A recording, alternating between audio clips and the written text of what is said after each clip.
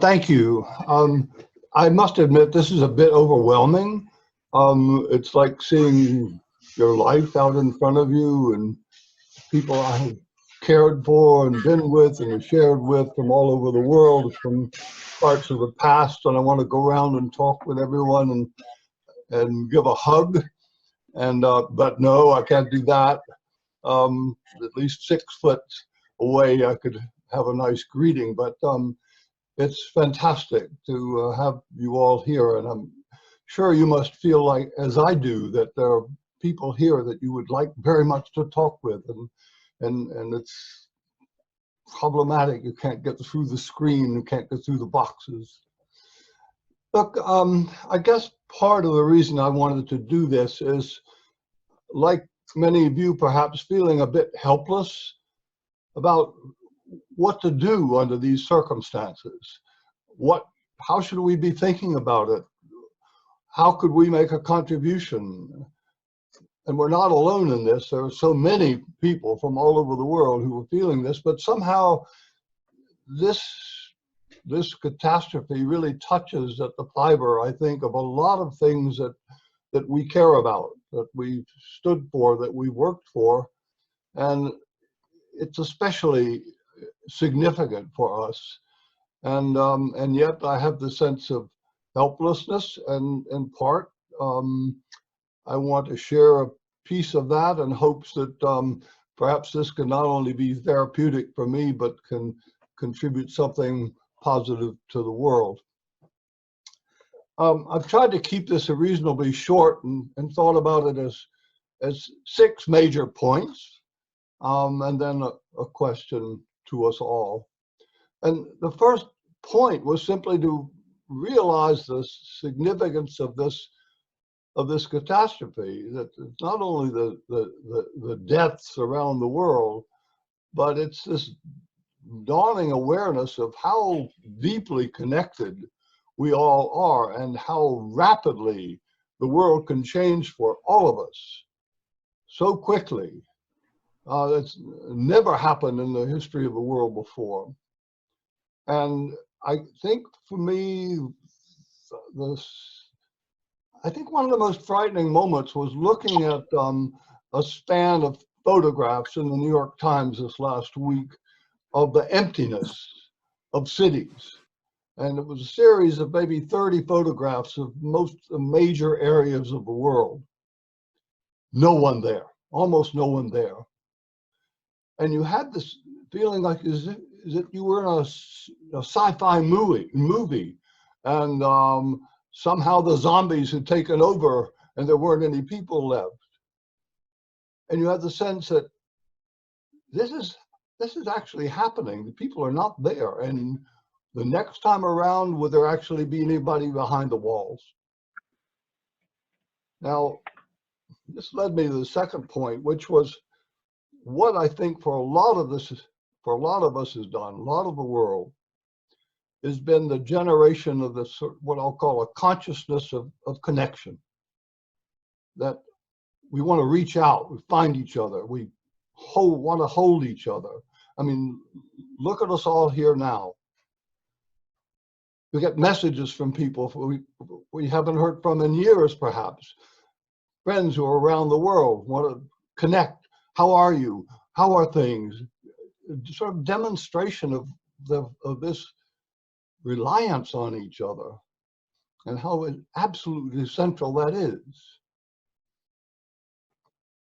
Now, I think for a number of us, particularly this Taos group, you also have the sense that that is a global consciousness. That's not just your local friends and so on and your personal history. It's this sense of the deep connection of us all and how absolutely significant that is, how central that is in our lives. And the way in which this positive expression has dominated our communications with each other. That is this caring for each other. And the sense of what if that consciousness of connection and that caring could be somehow realized in in a more substantial way. Now, I say that because we're going to go through this, and at the end of the day, at the end of that several months, at the end of several 100,000 deaths, so what? What does it matter? Is it that we've simply realized we all care for each other and that's great, and we're global consciousness and we all hold together, and now that everything is over and we're back to work? That was really nice. I'm really glad. It was a wonderful expression, but let's get back to what we were doing. Now, I raised that question because, in part, I don't think this is like an anomaly, that this is the end of what we'll see of this kind of catastrophe. I rather think this is the beginning. I think that this is only an indicator of what's to come. Because once you look at what's happening with the environment and what that's already meaning to a lot of people, with a prediction of possible increase in the ocean level by 7 feet in another 100 years, the elimination of cities, elimination of islands, and so on. If you already look at what's happening to the sea life and the warming of the oceans, what that's going to do to food. If you look at the drying up of lakes, water sources around the world, all of this is going to move us in ways that are totally unpredictable. To say nothing of what will happen with various diseases, wars, famines, pestilence, and so on. And all of that will travel throughout the world, because we're all connected so rapidly now and in so many, many ways. And I have a deep concern with the way in which that connection in part pivots around technology, and the way in which right now we are all connected, and that's wonderful. But that technology, and this is my concern, now becomes a way of also of affecting others for one's own good. I think here not only, let's say, the way in which elections now are questionable, who is behind the messages, the way in which your email is flooded with things from people you don't know and for what, the way in which scammers are already making use of the current catastrophe. I think of the way in which one loses trust, which may be one of our most essential assets, the trust in others. Who is that? What are they doing it for? Who is it behind the messages? I mean, already in the United States, we cannot trust, in some sense, any of our news media, or you select the one you trust, knowing it has a bias. You can't trust your public figures. We have no information, for example, on real information that we can trust on what's happening with the virus. So what happens when the internet is used for these kinds of purposes? And don't you think it will only take a number of years before one can invade any account, any bank, anywhere? We have computers that can almost do that now, so that nothing can be held behind numbers in an account. You could essentially eliminate a country's entire resources by hacking into its accounts. So I'm quite concerned about the future, and quite concerned about us simply having a good feeling and going back to life as normal. And the other thing is that I don't think we have a very good track record in these matters. That is, it's not the first time we have faced in the world the way in which we're connected, and the importance of that. I went back to look what was happening in the Second World War. That, that was our world back there for a number of us. At the end of that, toward the end of that war, in which we realized that we could all kill each other. Here's Eleanor Roosevelt, the president's wife. We have to face the fact that either all of us are going to die together, or we're going to learn to live together. And if we're going to live together, we have to talk.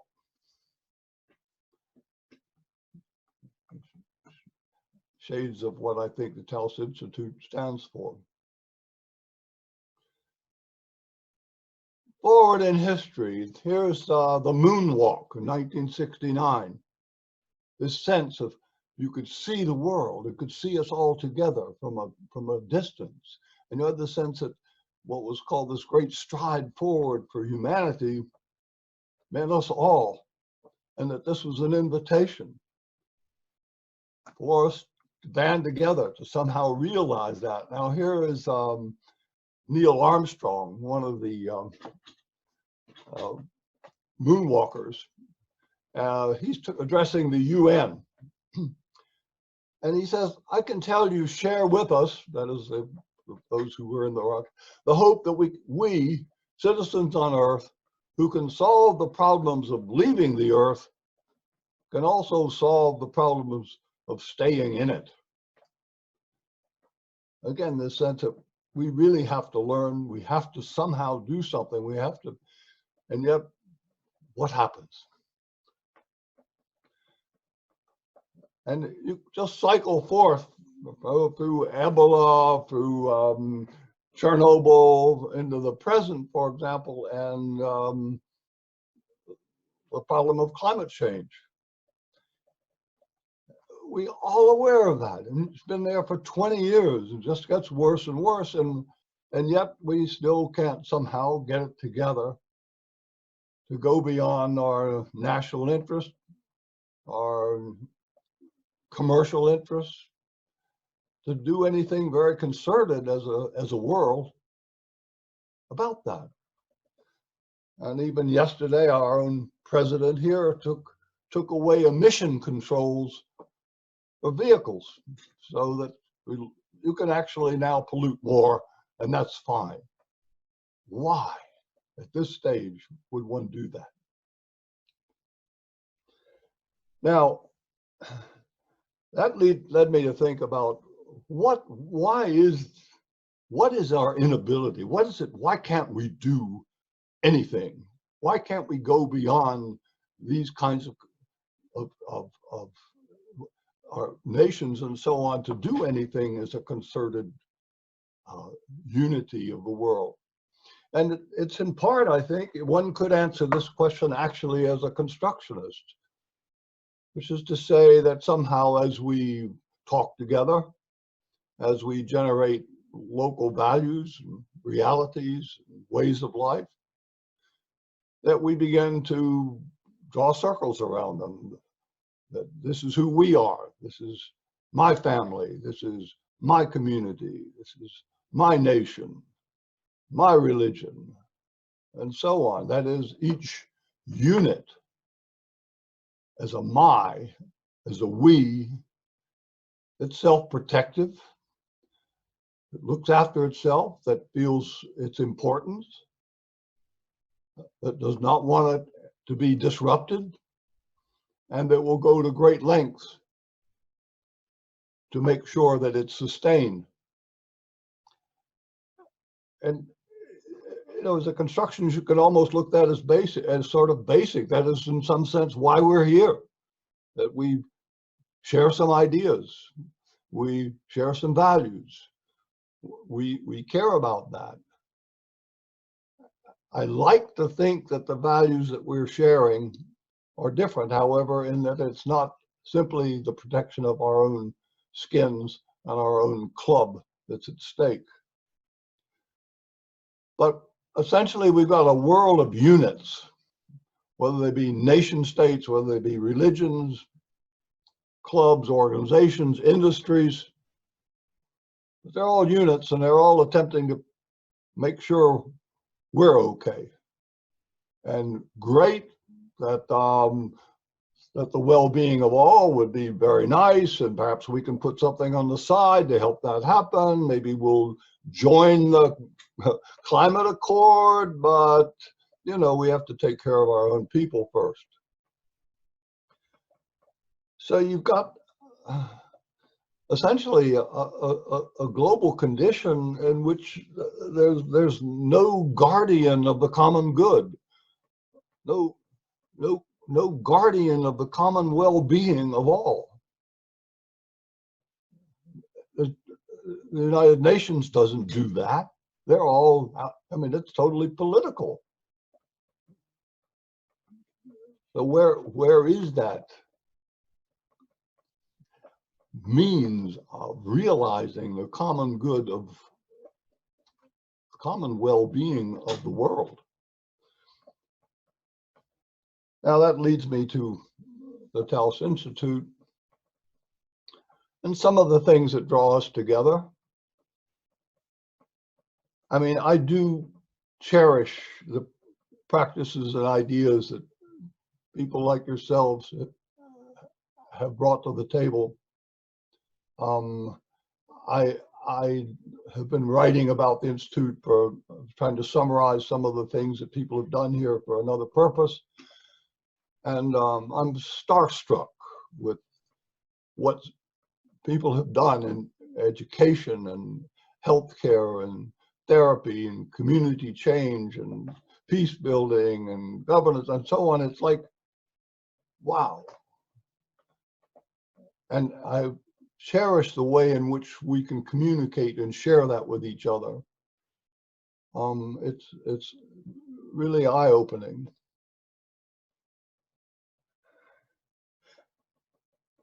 I also feel that somehow some of the theories that we work with have enormous potential. I think to realize the way in which we co-create meaning and value is of enormous importance, because it places a major significance in terms of valuing on that process.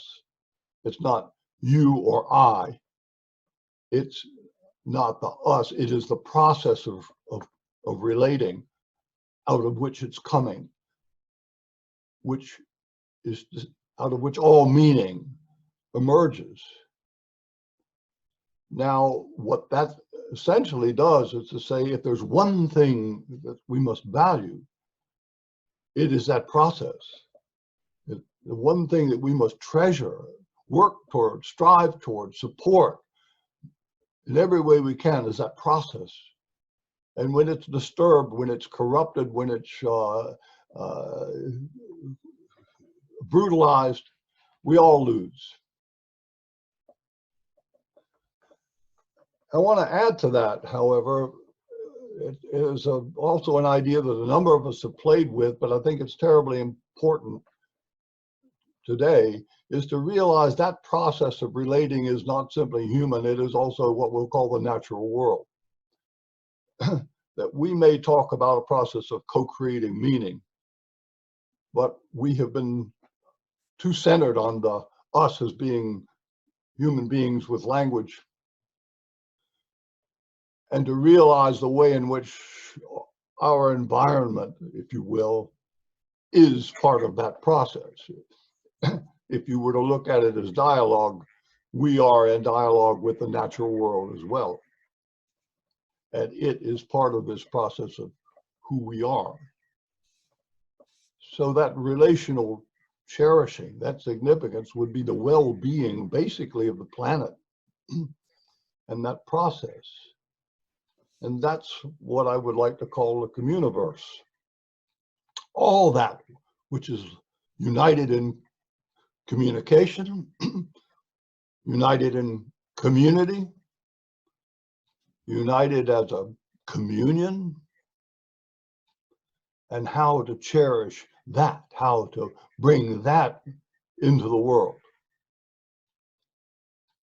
And that's a question to me of in some way of great substance, and whether we should be playing a part in that. We have resources in terms of practices. We've got the theoretical resources. How to go on at this point? And that's the question I'm raising for this discussion. And I'll just say a couple of words about that, and then I would really like to turn it over to the group. And Dawn, if we could do breakout rooms, that would be terrific. One possibility, and again, I'll just mention several, but I don't have it all worked out. That's why the question. One could imagine a kind of a grassroots movement, not relying on government because they're scarcely functional for many countries, but following, you might say, in the footsteps of a lot of the climate change people, where it becomes something that is beyond government, and we simply work with enough power in terms of local people that government changes. It's a little bit like Soviet Union. The people had really already changed. The government simply had to change with the people when the Soviet Union broke up. And there are a number of groups like us that would have those kinds of concerns. Again, there are numerous environmentalist groups that have exactly that kind of sort of spirit of humanities forum, and so on and so on. A lot of groups, organizations like us that one could imagine bringing together into some kind of connection. It could simply be therapy for us to do that, but is there a possibility? Certainly the communication technology is there and the will is there. I do have a great concern, as you've heard, about governance. I think the way in which governance tends to be self-protective, political parties said it be self-protective. It is all based on a kind of Darwinian survival of the fittest orientation. I don't know how you would change the structure of government from top down, because the people who are in government have a vested interest in keeping it in ways that would protect themselves. I like very much a lot of the work that goes on in this group with local governance, community building in local localities. But again, is that sufficient? I raise the question. I don't have a strong opinion. A third possibility is to focus on education as the future.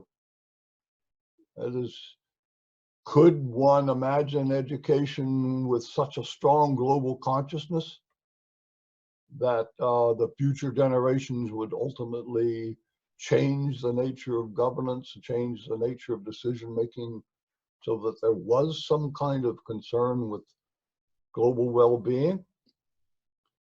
Or would they simply be corrupted ultimately by the need to be part of a political party or part of an organization which needed to make money for itself? Those are some of the ideas I've had about ways in which we might go. I'm not convinced by any of them. I'm hopeful, but I would love to raise these questions and see what we do with them in the next while and share with each other after that. So Dawn, can you manage to? All right, so somebody from group one. Part of where we were is just learning how to connect on this system. And how do we connect in a way that seems to capture aspects when we're face to face? And I think, one of the things is, having video helps. but having, you know, difficulties hearing is a problem. If someone doesn't have video, it's also a challenge. And we need to navigate, how do we find connection with both the limitations, but it's also the luxury of using technology in different ways than we're used to doing. But even when you called us back and saying 50 seconds, you know, that's organized us in a particular way to talk fast, and we never finished. Mm. So many issues of how do we maintain honest or authentic or meaningful engagement? And some of us just sharing and connecting where we are, what we're doing, how we're coping in our own areas. Mm. Nice. And let others chime in if they want.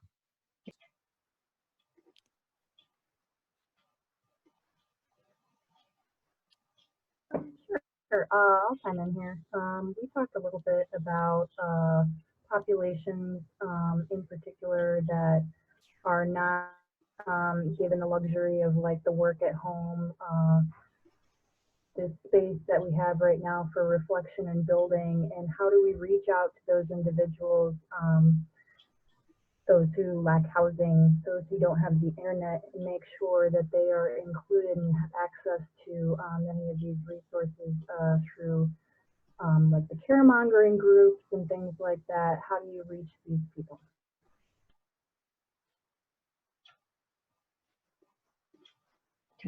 Hi, I guess I'll speak for our group. We talked about this whole idea of the shifting of consciousness from self-interest to a consciousness of unity. And I think where we all landed is that the importance of staying in present moment, and that the process is how we're showing up in each moment and what we're taking a stand for. So working with shifting our own consciousness around that, and then looking at where we and how we can bring that. And I think the second thing we talked about was the strengthening of our global connections, and that one thing we have in the Taos Institute is a global organization, and that so how we hold our conversations around this and how we shift our collective consciousness around this also as a global group is important in picking up to what Ken said about the importance of moving beyond this, you know, these isolated, siloed ways of being to a more planetary consciousness. Mm. Nice. All right, so let's. I can say something. Hi, this is Lisbeth. Okay. Hi. Everybody. So we had a small group and we talked, obviously, we also checked in just about each other as people. I didn't know the people in my group, so we did that for a minute and what the situation was like. And then also we talked about, we didn't have answers to Ken's question, but more about the isolation of people that are, first of all, the privilege of some of us to live in big rooms with gardens, we can go outside, and others of us that none of us in the three were those folks, but you know, are really stuck in one room with lots of people. I mentioned I work for a local police bureau. I'm a psychologist, but I work for a police bureau. So, you know, we see things that are starting to happen around domestic violence and things like that, where people really are in isolation. And Maria mentioned that some folks can't call out. They can't reach out for help, literally, because they are in the room with people who would not appreciate that. So we went very granular about just discussing some of the things. I'll speak for Eduardo for a minute since he's not here, it seems, but he also mentioned something about, you know, with some people focusing on the problems right now is not helpful. He's a therapist, he sees people, and sometimes he mentioned an example of working with a couple who, when he got on the phone with them, said, well, we're having to sort out our problems. So actually right now we don't have any problems. The world is the problem. And so that their focus was really taken out, and it didn't land, it landed differently. So obviously everybody's experience and the challenges being so different, and what do you do with that, and people's resilience being so different. So those were just some of the... So I think there was four main points that we really covered. Talia mentioned that it's amazing in 2 weeks the changes that we can see environmentally. So it is possible, and we need to remember that. And she mentioned there's fish now in the canal in Venice, and you know, there's these unbelievable environmental changes. So That, I think, was a really nice, hopeful way to begin. Diego mentioned that nevertheless, we have these hierarchies of power that exist in the world, and how do we unravel those when there's such vested interest in being on the top, the disparity between rich and poor. I think it was pretty obvious in our group that we have barriers. We had language barriers. So how do we communicate across these language differences that we all have?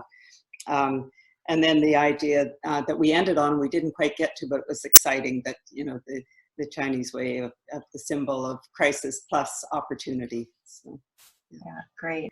Well, we had a very rich conversation looking at how we experience what's going on, like how do you deal with polarized narratives, and how do you deal with the situation with Pedro in Brazil, where there's lots of things happening that are around denial and stuff.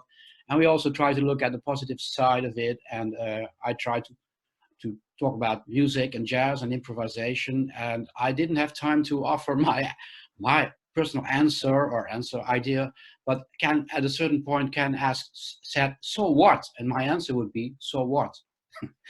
Because I believe start with music and forget about the barriers and the limitations of language. We start with the universal language of music. And we didn't have time to explore that further. So I hope that the voices that all of the people that we were talking with is in this. But for me, I had a sense of hopefulness at the end of our little jam. Hi, everyone. I'll speak for the group. And Ken asked the question, now what? And Ken, we thought it was such a small question, we didn't know how to answer it. Just kidding.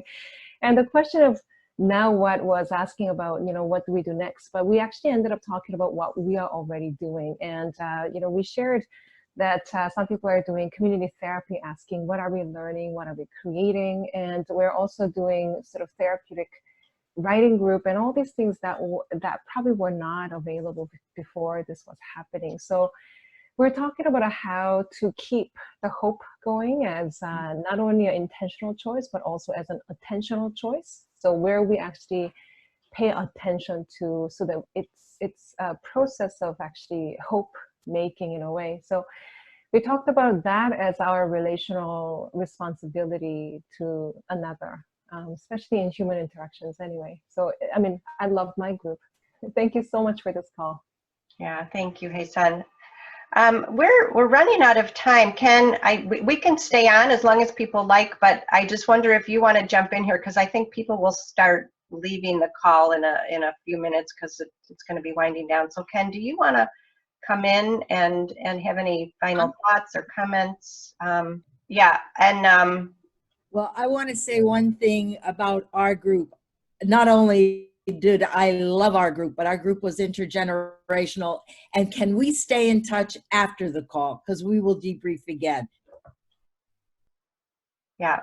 And as I said, we can you can stay on longer. I just wanted Ken to have an opportunity to, you know, say some closing thoughts here if people do need to jump off. Summarize everything that's been said. There's so much good stuff here, and even in our group, it's just a lot of ideas moving about. I mean, if I were to grasp some of the things I've picked up so far, there's one, the absolute essential need for hope, and the movement from micro to staying in the moment and connection to continuing to do the kinds of activities in which we're engaged, that they can make a difference, to moving up to somewhat greater modes of communication and how we use those and what we can do with them.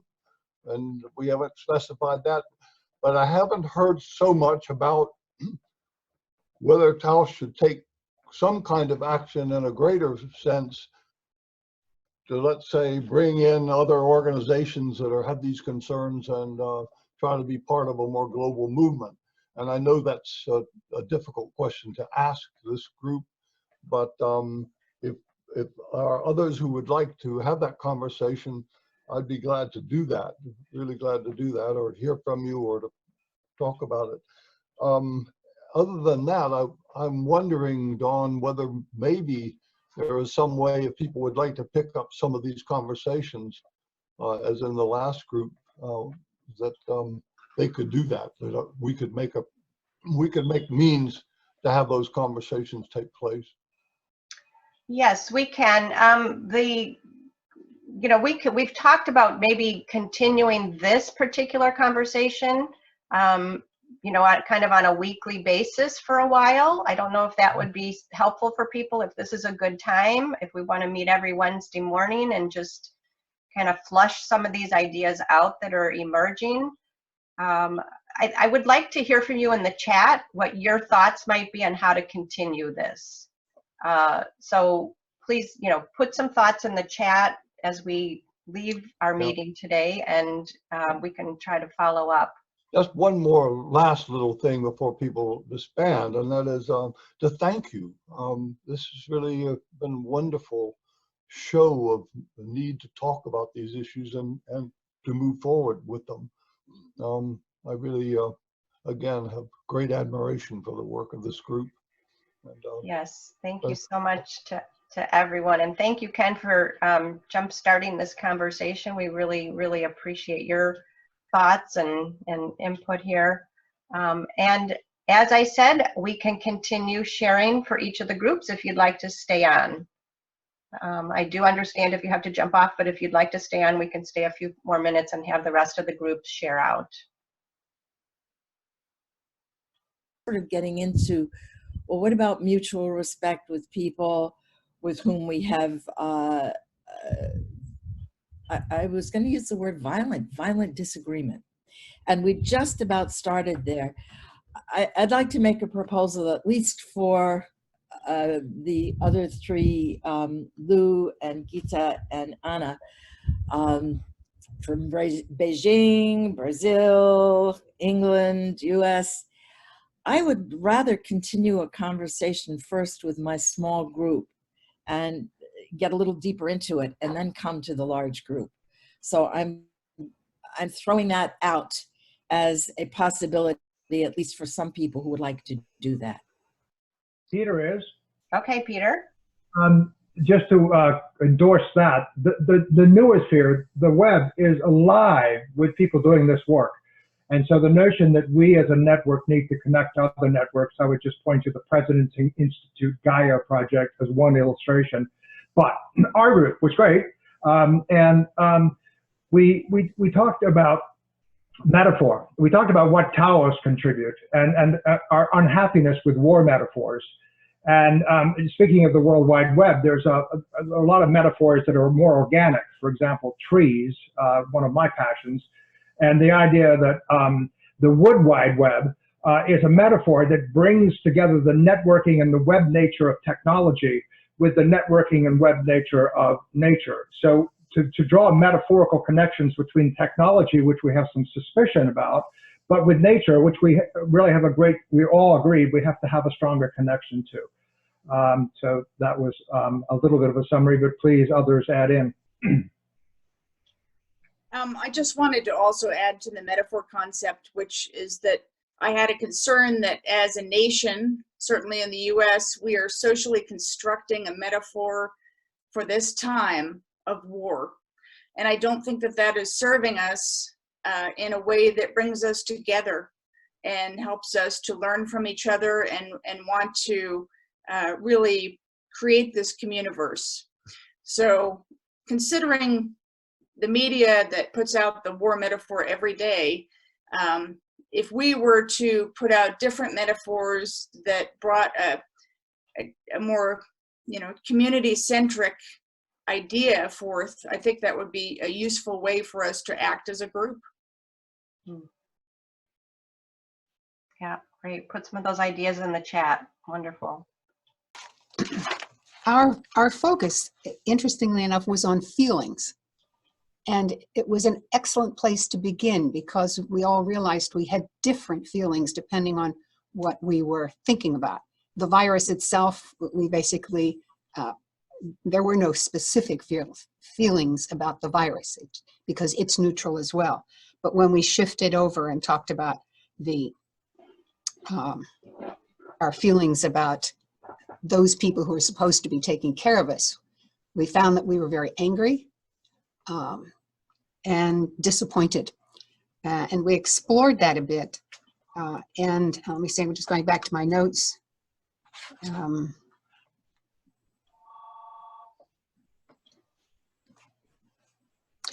Yes, we felt that one of the ways in which we could begin to approach this would be to put the virus in context. The fact that many more people die from malaria each year than they anticipate will die from the coronavirus should tell us a little bit about where our attention should be placed. So that was where we got to, and it was a fabulous group. And we've already decided we're going to reconnect. Well, we had a very nice discussion as well in our group. And one thing that we started off was to talk about ways to break out of our isolation or helplessness that we feel being in different places in the world. And also how we experience that different places or regions in the world also. We had some examples, the differences in Canada and Mexico, and how well, there are different actions. In some places there are more positive, proactive, while others are waiting for, other places are more reserved and waiting for laws to be changed and so on.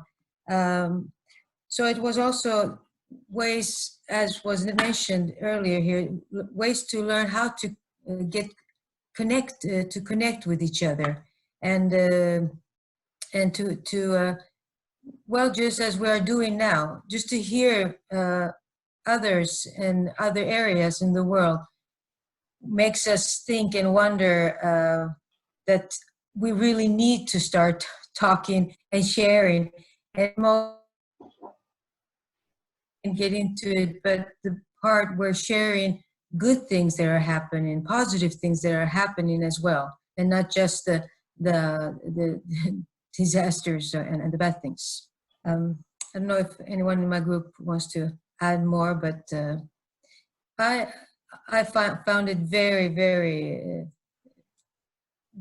well. It really gave me hope as well, this conversation, because it shows the importance of starting to talk.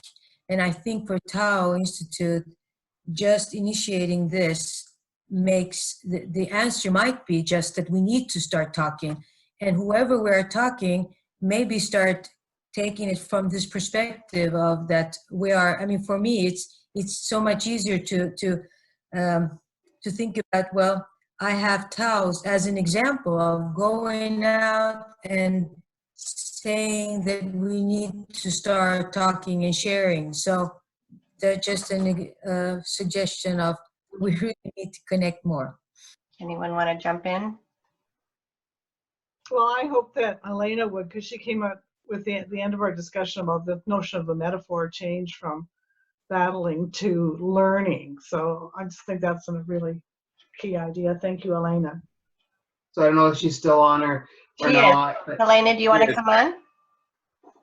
Well, thank you. Since we've been working for peace, the metaphor, the Bellic metaphor that at least in our country has been used, the war metaphor, has touched us to rethink exactly, as the other groups were saying, what kinds of alternative metaphors can we bring to the world. And either the organic, as Group 10 shared, or a learning metaphor, which was also present in the sharing of our group. I would like also to jump in with the idea of eco-relational and from landscaping to lifescaping, which was an interesting concept also that we debated in our group, and how the opportunity, this opportunity of change, is also bringing new ways of living already inside our houses, in particular putting different skills into practice that we usually do not use. So new skills from baking to different ways of relating with our daily lives, and how that also is brings a sense of adaptation and of lessons of caring and positive change. And please join me, Celia and Lizette. I would sum it as we were talking about values and which values to front and center. And Lizette used this beautiful word of frequency, that we're in a particular frequency and how do we lift that frequency up. And we talked about the emergent nature of things and what's calling us and what are we responding to, and the call of emergency. And there is an urgency to do something, but how and where and what is the question that's coming up for us. And last but not the least, this is my takeaway from the group, where we are located was, meaning if you're doing direct patient care or you're responding to clients or you're in the medical field, where we are located and what we're doing is shaping the language and the metaphor. So to be open to the plurality of our experiences and what it will do rather than the right and wrong of the language. The experience is shaping us as we give it life through our language, as well as giving meaning to the experience. So yeah, thanks. Anything you want to add, Lizette, Celia? Well, what I would like to add is that we talked about values being the most important focus for us now more than ever. We talked about trust, as Ken talked about it, and trust and I think good intention are the building blocks of our trying to connect in larger ways. I think that the personal and the global perspective can be connected by our understanding that trust is the building block of everything. Trust in love and being in a relational process, like we as constructionists know. We can see it. So I hope I'm not, that's what it was, what we were talking about when we talked about values, I think, as building blocks. Thank you. So that's the number of groups we had, and so we can begin to close out our call today. Any other thoughts, comments, maybe a one word of what you're taking away from this conversation today? Right, Ken, you're on mute. Let's unmute you. It would be very difficult to summarize in one word. This is such an enormously rich conversation with many pieces. Whether they all fit a pattern, maybe I shouldn't even look.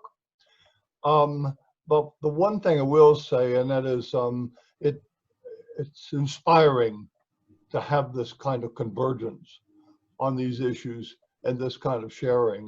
That, I think, is the most hopeful message for me for the day, is the energy's there. And if this kind of energy can be taken out into the world and part of our everyday life, and part of what we do in terms of creating the future, there's plenty of reason to be hopeful. And I am very grateful to be part of this group. Okay. Yes, thank you all. Thank you all so much for being here today. Thank you, Ken, for starting the conversation. And please put in the chat some of your ideas of how you'd like to continue this conversation and how we can stay connected.